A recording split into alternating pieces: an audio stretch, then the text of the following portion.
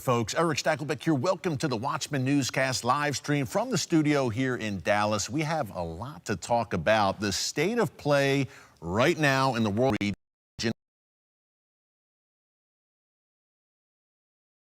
and why it matters to you no matter where you live. Our good friend, Israel Defense Forces Reserve Major Elliot Chodoff is here joining us from Israel in a minute. But up first, again, the state of play.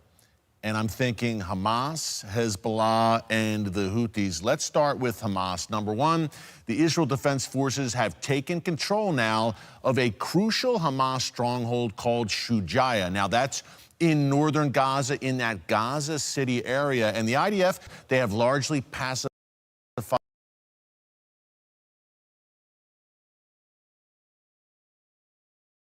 the northern region of the Strip. That means right now that the IDF is to collapse that Hamas underground tunnel system, while, of course, fierce fighting continues in and around Khan Yunis. Now, Khan Yunis is the second largest city in Gaza. It is the main power base of the Hamas leadership. And you know, Yahya Sinwar, we've talked a bunch about him here in recent days on the newscast. The IDF apparently, on at least two occasions in recent days, was very close to Yahya Sinwar in one of his underground lairs in that labyrinth of Hamas tunnels. He escaped for now, but make no mistake about it, Yahya Sinwar is the main target right now for the IDF in terms of Hamas's leadership. He's the leader of Hamas in Gaza. So the IDF, again, and Major Elliot Chodoff will break this down more for us. He's a top military analyst and strategist and a member of the Israel Defense Forces Reserves. But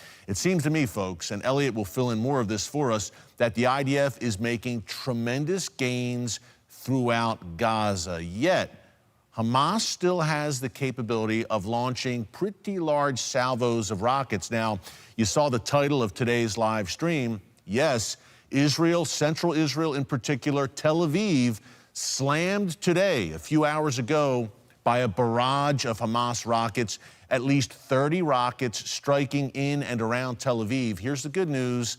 The vast majority of those rockets were intercepted. Hamas still has that capability to launch some rockets. But folks, look, what's on my phones? On my phone, every time Hamas launches a rocket, my phone goes off. It's a very interesting app, and it's very active at times. But I will tell you, in recent weeks, those alerts have come and less. Again, another indicator that the Israel Defense Forces are making great progress. They're hitting those rocket launchers, which, helpful reminder, those rocket launchers are intentionally placed by Hamas in schools and playgrounds and hospitals and civilian areas, because Hamas is a demonic death cult, modern-day Nazis just wearing different uniforms. So it should not surprise you that this is their MO and this is their strategy. Nonetheless, the IDF making tremendous gains, again, in rocket launchers.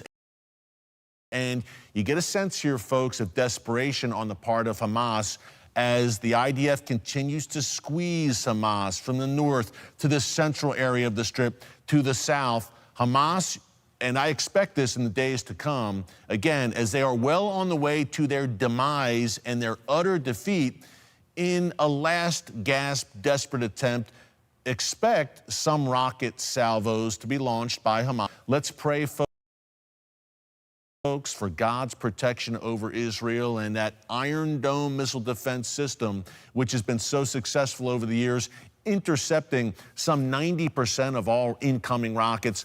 Let's pray that Iron Dome as well continues to have a great success rate. But nonetheless, the rocket barrages have decreased markedly, but I can't say the same to the north as we kind of survey that entire ring of fire that surrounds Israel, that ring of fire which stretches from Gaza, of course, with Hamas and Palestinian Islamic Jihad. To the north, Hezbollah, Iran's most lethal proxy in southern Lebanon.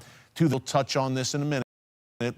The Houthis in Yemen, then in Syria and Iraq, those Iran-backed Shia militias. But let's focus right now on southern Lebanon, where Hezbollah continues literally on a daily basis to launch pretty large rocket salvos and anti-missiles and drones into northern Israel. Now, hey, over 100 Hezbollah operatives, reportedly Hezbollah jihadists, have lost their lives in these daily battles. They're more than skirmishes at this point, folks. These are daily engagements which are increasing in intensity between Hezbollah and the IDF in the north. And I'm sad to say that some 7 Israeli soldiers have also lost their lives and a few Israeli civilians in these engagements with Hezbollah. Again, increasing in intensity, and we'll talk about this with Elliot in a minute, but we've laid out for you here that it is unsustainable, the current situation with Hezbollah perched on Israel's northern border. If you were a resident of, say, Metula along that border, you've been evacuated,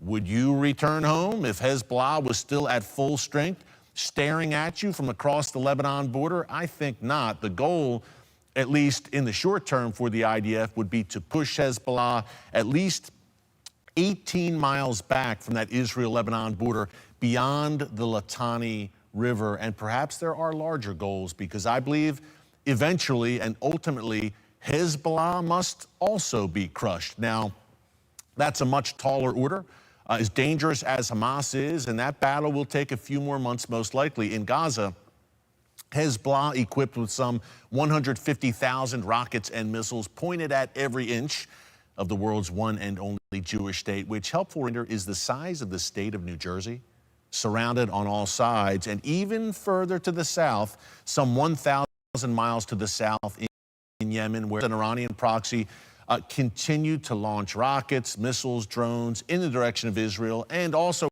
in the direction of U.S. destroyers, which are at sea. Here is where the Houthis are coming from. Check out this statement by a top Houthi official made this week on Iranian TV, talking about the Houthis and the United States. Take a look. نحن ننادي منذ زمن بعيد بأن ندخل في مواجهة مباشرة مع الأمريكان الذين يجندون أذيالهم من الأعراب لقتالنا. أين الولايات المتحدة لتدخل في حرب معنا؟ نحن مستعدون للمواجهة في أي لحظة وفي أي وقت. أريد أن أنبه بأنه أي خيار تتخذه الولايات المتحدة الأمريكية للذهاب نحو خلق تحالف لشن حرب عدوانية عسكرية على اليمن معناه تعريض الممر الدولي، البحر الأحمر وباب المندب والبحر العربي، لخطر محدق وخطر واقعي. وستتحمل الولايات المتحدة الأمريكية كل هذه النتائج. ربما نحن نقول ونحذر بأن أي إقدام للولايات المتحدة الأمريكية للعدوان على اليمن ربما أنها ستتحول إلى حرب إقليمية، وربما أنها ستتحول إلى حرب شاملة، وستتحمل الولايات الأمريكية نتيجة هذا التصعيد أو نتيجة ما سيؤول إليه هذا العدوان. Now, the Houthis thus far have been unchallenged. Again, these attacks continue on a daily basis, launched from Yemen, unabated, but the United States, as we reported in recent days here on the newscast, has now put together this international maritime coalition. They're calling it Operation Prosperity Guardian in the Red Sea, because we have major shipping companies like BP and Maersk saying, you know what, we're not going to use the Red Sea because of the Houthi threat. So something needs to be done, clearly. And by the way, a quick reminder, you might be saying, the Houthis, who are they? A funny name. Here's the motto of the Houthis: Allah is the greatest, death to America, death to Israel, a curse upon the Jews, and victory to Islam. Other than that, they seem like perfectly reasonable chaps, or not. Someone who's more than reasonable is our very good friend, Israel Defense Forces Reserve Major Elliot Chodoff, joining us now from Israel. Elliot, if you are there, my friend, there you are. Always great to see you. I wish it was under better circumstances. Yes, yes. Absolutely. We have much to discuss, my friend. Hey, let's start with the Houthis. Now, Israel has been targeted. Thankfully, these projectiles have not reached Israel, but the Houthis are launching them.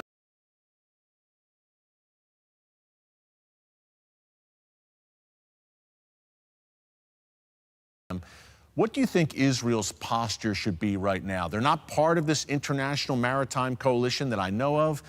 How should Israel respond, if at all, to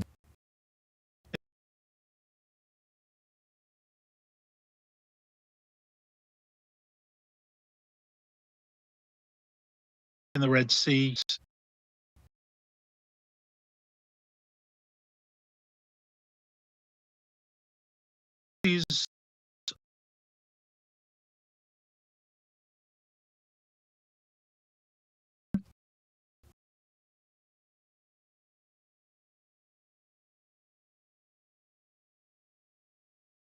And I've been saying for many years that people are saying, well, who cares about Yemen? Now you understand why we have to care about Yemen. Yemen controls the entrance to the Red Sea, and the entrance to the Red Sea is the Suez Canal. So as you said, Maersk and BP and others.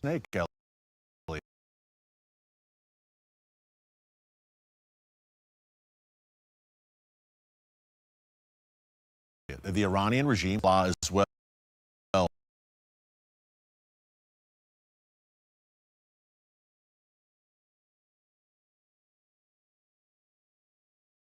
In a larger sense, why should the average American hear everything on the region right now, including the Gaza war and Israel's drive to crush this death cult known as Hamas? All right, let's go back to the Houthis for a moment, because I think that's the most direct. Yeah. America's commercial costs are going to go up significantly as ships can no longer use the Suez Canal. Ships coming from the Far East, from India, that would normally cut through the Suez Canal and out the Mediterranean to American Atlantic ports, now can no longer do that. It's going to lengthen travel time, and more importantly, it's going to, because travel time means more fuel, more logistics, more days at sea.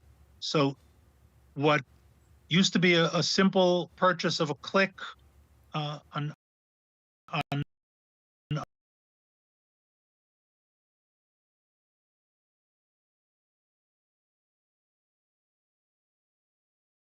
your internet site is now going to go from days to weeks and possibly to months, and shipping costs are going to go up significantly.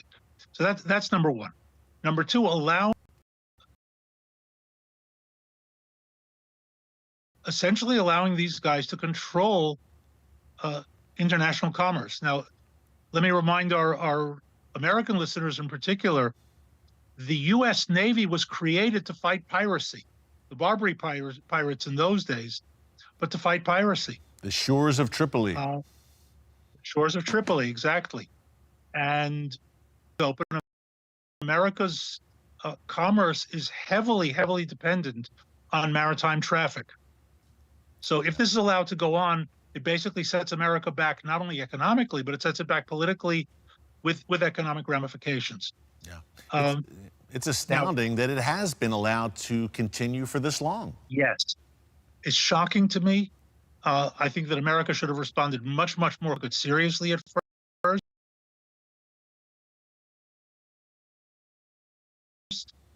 But now they are. But here I'll also say that I don't believe that a simple defense, in other words, a naval force whose job it is to protect shipping, will be adequate. They'll shoot down a number of the drones, maybe most of them. They'll shoot down a number of the cruise missiles and the ballistic missiles, maybe most of them. But companies like Maersk and the others are not going back into that area, even if there's a very small chance of one of their ships being sunk. So back to that. If America doesn't do it, Israel's going to have to do it. Somebody's going to have to go into Yemen, not necessarily physically on the ground, but certainly with air and naval projection power, and destroy the Houthis' capability to launch attacks in the Indian Ocean and Bab el-Mandeb and into the Red Sea. Yeah. So we essentially have a third front here, and there are economic ripples being felt already. Absolutely. Absolutely. Yeah. So that's global. And the most global. In other words, if the world sits back and says, well, it's Israel's problem, not our problem, they're totally misunderstanding what's going on there. Very, very true. And speaking of which, Hamas right now seems to be on the ropes. I talked about it a minute ago, Elliot. What's your take? I mean, it seems that the IDF has made great advances. When we talked to you a few weeks ago here on The Watchman, you said, hey, we're on the right track, essentially, as a fighting force with our gains in Gaza. What's the state of play right now, in your view, in Gaza? Okay, we're still on the right track. We're actually possibly a bit ahead of schedule, and I say that hesitantly because a bit. It's these kinds of things. You could be a day ahead, a day behind. It doesn't matter all that much. We've taken virtual control over Gaza City and its environs, and that includes Jabalia, Sijaiya, Bet Hanun, Bet Lahia, a number of other neighborhoods that were Hamas strongholds. But let's keep in mind that that's above ground. Below ground, there is still a very large network of tunnels that will need to be worked out. We just opened up one of them, one of their command centers yesterday, under one of the neighborhoods. There were two things. One was this long tunnel that ran to the Israeli border, which I think that's what we're seeing on the screen. Mm-hmm. Yes, but we also opened up a tunnel network, and here I think. Let me break this down into three. There are three aspects to the tunnels. There are the vertical shafts, of which we've found hundreds and hundreds, and there are still more to be found. There are the horizontal tunnels, which is what you're showing, and these, think of these as the subway, the transit tunnels that will get them from one place to another, whether it's from there into Israel or from one part of Gaza into another part of Gaza. And the third aspect are the tunnel complexes of offices and halls and arsenals, centers, barracks, in other words, underground military bases that we just got to, as I said, one of them that included the headquarters, that included Yahya Sinwar and Mohammed Def. Mm-hmm. That was their headquarters under Gaza that we've now taken and opened up. Now, here, every time we open one of these, we find huge amounts of intelligence, documents, computers, and just evidence. And our guys know how to analyze that evidence. So we're doing that in Gaza. We haven't finished it yet, but I think that in the next days, and I always hesitate to project because military operations always have a tendency to turn around and bite you when you make a projection. But it looks like a number of days. We will have completed the nominal control above ground of what is generally considered the northern part of Gaza. That's Gaza City, its environs, its neighborhoods, and its suburbs. Yeah. That still leaves a huge operation underground, and we're going to see periodic, and I don't want to talk about frequency here, terrorists popping up out of these vertical shafts, firing anti-tank missiles, firing RPGs, ambushing Israeli troops. In other words, the story there is not over, but it's over in the mass military sense. The air support, the artillery support now is going to be greatly, greatly reduced because we're talking about a subterranean operation now, not an above ground one. Yeah, this is probably a broader question. Oh, go ahead, Elliot. I'm sorry. Yeah. Okay. With that, we now move to Khan Yunis, which is where the center is. We've already moved into the city, but we by no means control it. That's where our best estimates are that Yahya Sinwar and Mohammed Def are. And we've had some indicators. Keep in mind, again, that this underground metro or subway, they can move from one place to the other. Let's not forget hostages are part of this mix as well, and they're using them as human shields. But I'm going to throw out an idea that I have absolutely no basis for whatsoever other than my own personal sense of knowing how things are going on. I'm not convinced that taking out Yahya Sinwar is high on our early priorities. It's high on our priorities. He's gone at the end of this. Mm-hmm. But given America's tendency, not just here, but in many places, to over-personalize the enemy. In other words, the enemy is Saddam Hussein, the enemy is Osama bin Laden, etc. I think there might be a consideration that if we take out Sinwar, the Americans will say, oh, you got him, it's over now, now you can stop. Great point. Great point, Elliot. And it's so much broader than that. Great point. Right. So here we have to dismantle institutions. Think Nazi Germany. Right? It's defeating its army, it's dismantling its institutions, it's scrubbing it clean with steel wool, and then starting all over again.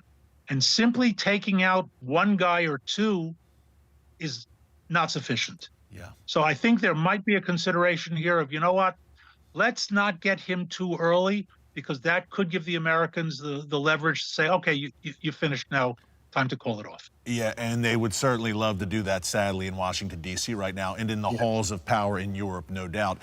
Elliot, got to ask you, of course, about Hezbollah. You are a foremost expert on the threat in the north. You and I have been on that Lebanon border, the Golan border, many times together. It seems unsustainable for Hezbollah, basically for things to continue as they've been, with Hezbollah on the border, perched on Israel's northern doorstep at essentially full strength. How does the IDF move forward here? With 80,000 Israelis evacuated from the north, how do we get to a place where they can return home and feel safe and feel confident and not have to fear an October 7th style attack, God forbid, coming from the north? Right. So first of all, I think you know that the fear that we always had was that what happened on October 7th was actually going to happen on the Lebanese border, not on the Gaza border. And you and I have discussed that. Absolutely. There are assault companies, Rejwan, who frankly are far better trained and equipped and organized than Hamas.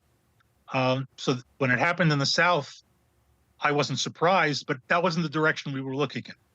True. Allowing them to stay on the border, it will be a nightmare, and I can't imagine the population returning. Now, let's keep in mind, we ordered the population out. We evacuated them. You can't order the population back. They can only go back if they want to. You can't give them an order and say you're going home. Yeah. So they're not going so quickly. They know exactly what's going on there. And if Hezbollah is left in the state that it's in today, northern Israel becomes uninhabitable. I'm talking about the belt along the border, and I can't see any government allowing that.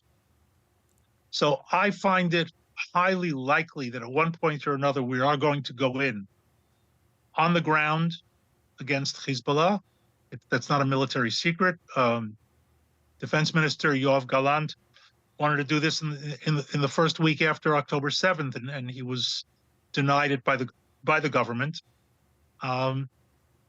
But I think that ultimately, once we get Gaza tamped down, not finished, but as I said earlier, once it becomes narrow, specific operations underground, I think we're likely to see a shift of forces up north. I can't give you a timetable because, frankly, I don't think it's realistic. But within a very, very short period of time, while the reserves are still mobilized, while the army is still up and in combat mode, I think we're going to go after Hezbollah as well. It makes perfect sense, Elliot. It truly does. And by the way, Hezbollah's main benefactor, the Iranian regime, what's your sense as a strategic analyst, of course, military analyst, regional analyst, what's your sense of Iran's feelings right now? Is Iran feeling good about how things are unfolding right now? Are they concerned that they're about to lose their proxies? What are your thoughts there? Okay, so first of all, they're about to lose Hamas unless something miraculous in the negative sense happens to them. And I include American intervention in that anti-miracle, if you will. Yeah. But they're hoping for the best, but they have nothing beyond hope on that. Hezbollah, and I think Iran understanding this and possibly directing it, Hezbollah is being very, very careful to escalate along the border quantitatively, but not qualitatively. In other words, today they fired a lot more in anti-tank missiles and rockets, but they fired them along the same border belt that they've been firing for 2 months. Yeah. That border belt has been evacuated, largely. In other words, there's a lot of symbolism in this. Hezbollah can't just sit back and let Hamas be ground into the dust and not do anything, because it'll make them a laughingstock. Yeah. On the other hand, they know that if they do something that will cause an escalation up here, we're going to go in after them. We're just waiting for the excuse almost. So they're talking escalation, and I don't want to belittle it, but they're firing more and more rockets at the exact same place that they've been firing rockets, which, as I said before, are largely unpopulated. And even though there's some population there, even today, we had them shut down. We closed roads because we don't want to see casualties there. And here we're in a sort of paradoxical sort of synergy or sympathy, if you will, harmony with Hezbollah, We don't want it to start accidentally now, and they don't want it to start accidentally because they know what it means. So if they did want it to, they could fire a whole bunch of rockets into Haifa, kill a bunch of people, and we'd be on them in a day. Yes. So it's noise, it's dangerous, it's escalating, but it's not going out of the bounds of what it's been for the past couple of months. Great breakdown, Elliot. Hey, last question before we let you go. We only have about a minute left. A lot of people have been asking here in our comments sections what to do about the tunnels. How is Israel going to deal with this persistent tunnel problem in Gaza? We've heard reports of seawater flooding into the tunnels and all sorts of strategies. How does the IDF, in the minute we have left, tackle this tunnel problem, which is really maybe the main issue now? Okay, the seawater thing I think is overstated. It was a hope. Keep in mind that we're talking about 500 kilometers of tunnels dug in sand. Okay, so the ground of the tunnels is very absorptive. I don't personally see water flooding them to the point of making them unusable. They might make some of them uncomfortable, but that's not going to make much of a difference. Ultimately, the way you deal with tunnels is a combination of the good old-fashioned careful way, and there are tactics of how to deal with tunnels carefully, slowly, getting into them and moving through them, using low-tech methods, including dogs, which we're using very effectively, and some high technology that includes electronics, it includes drones that can fly inside of the tunnels, and things like that. And mostly time. Slow, methodical, old-fashioned infantry tactics with engineer support is basically the way to do it. Wow. Elliot, incredible breakdown, my friend, as always. Hey, stay safe. We are praying for you, your family, for the entire nation of Israel.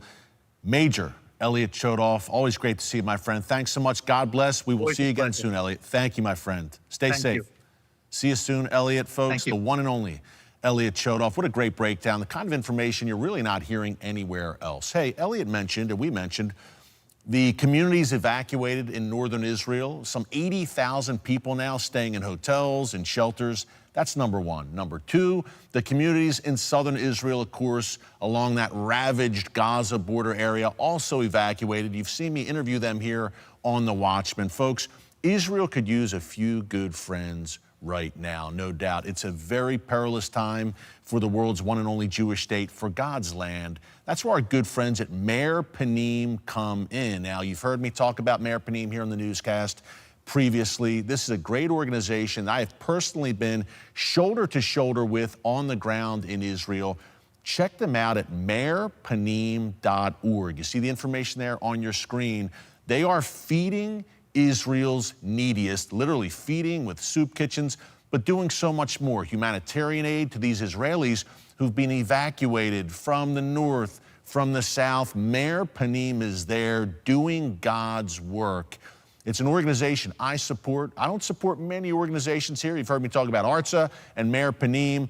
It has to be an organization I care deeply about that's doing God's work, and it's helping me as a Christian fulfill that biblical mandate as a Bible believer to bless Israel as laid out in Genesis 12:3. It's real simple. It's non-negotiable. That's a mandate from God Almighty. I can't think of a better way to bless Israel during this time of need, during the holiday season, than in partnering with Meir Panim. Check them out at meirpanim.org, a great organization. I can't speak highly enough about their great work. Also blessing Holocaust survivors.